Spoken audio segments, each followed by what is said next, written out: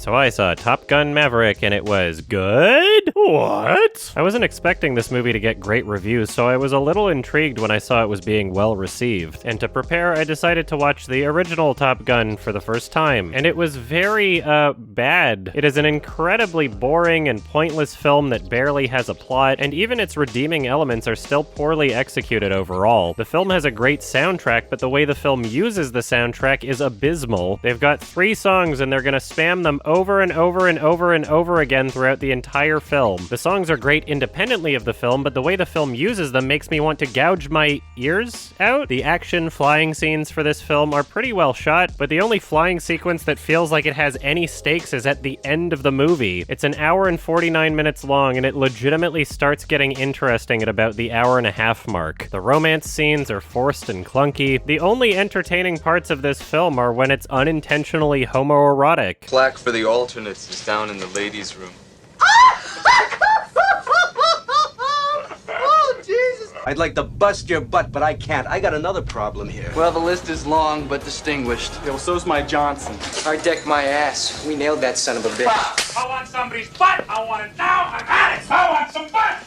The characters look like they're from a gay porn, and they act like they're in a gay porn. Throughout the entire fucking movie, these characters are just staring longingly into each other's eyes. They're constantly talking about their penises, and there's so much shirtless action. This movie is up there with Nightmare on Elm Street 2 and Death Race 2 in terms of being unintentionally homoerotic. And that's pretty much the only entertaining aspect of this film. I understand a lot of people love this. I'm sorry. I get that it's nostalgic. It's a fucking terrible movie, in my opinion. Anyway, this newest Top Gun film actually manages to fix a lot of the issues. There is so much more character in this movie than the original film, both in how characters are written and the entire story. It's got so much more of a personality, there's so much more clear intent. It feels like the movie the first movie should have been. There are parts of this film that do a pretty great job at replicating the feel of the original. The way the entire intro sequence is shot is pretty uncanny. The soundtrack in this film uses some of the same music as the original, but this time they don't spam it the entire movie. They show a bit more restraint in this film, and it's great to see. They also include tracks that evoke the same sense of nostalgia without actually having appeared in the first film. The way that they incorporated Won't Get Fooled Again by The Who into the film was actually pretty great. This film is a great example of making a sequel that not only improves on the original, but definitely delivers on fan service. It's difficult to get much better than this in terms of showing fans what they want to see. The flying action scenes in this film are so much better than the original. Each of these scenes are engaging and it feels like they have real stakes. They are super well shot and very atmospheric. The flying action scenes are the core of this film and they are well worth the price of admission. They are exhilarating and incredibly satisfying, and I wish they took up the entire film because the rest of the film is not as good. Much of the dialogue scenes in this film are incredibly cheesy. Sometimes the cheese helps the film and other times it hurts it. There are some points where it feels tongue-in-cheek and self-aware, and there are other points that had me rolling my eyes. The way this film uses flashbacks is a little irritating. There is an overabundance of them, and many are providing the same information we were already given. The non-action scenes in this film are not nearly as boring as the first movie, but there was still nothing really exceptional about them. They moved the plot along, and that's about it. And yeah, that's all you technically need at a base level to get to the action scenes, but the non-action scenes are still part of the movie. When I rate movies, I'm rating everything I saw from the movie, and I saw the whole movie, so my rating is going to reflect the parts that were special and the parts that were not. The original score for this film was fairly well done at points, but unfortunately there's a significant amount of the film where it just rips off Adagio in D minor.